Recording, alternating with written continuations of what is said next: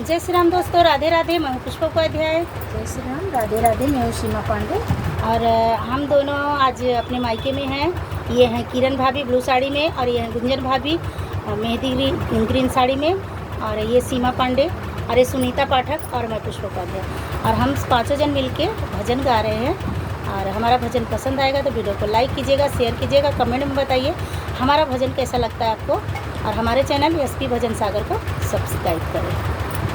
People की छाँव में, ठंडी हवाओं में बैठी है मेरी मैया ऊंची गुफाओं में। अब न करो मैं इंतजार, माँ मुझे दर्शन दे। अब न करूँगी इंतजार, माँ मुझे दर्शन दे दो। पायल मैं लाई हूँ, बिछुआ मैं लाई हूँ, जी भर के मैया रानी तुमको पहनाऊंगी।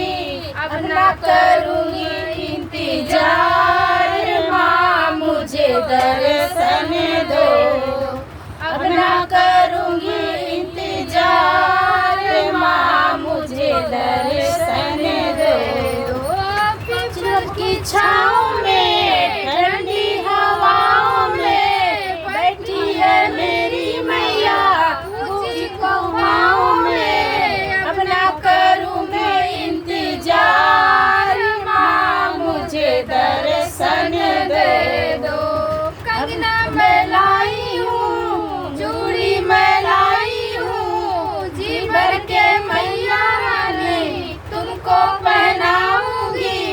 अब ना करूँ मैं इंतजार, माँ मुझे दर्शन दे दो। अब ना करूँ मैं इंतजार, माँ मुझे दर्शन दे दो।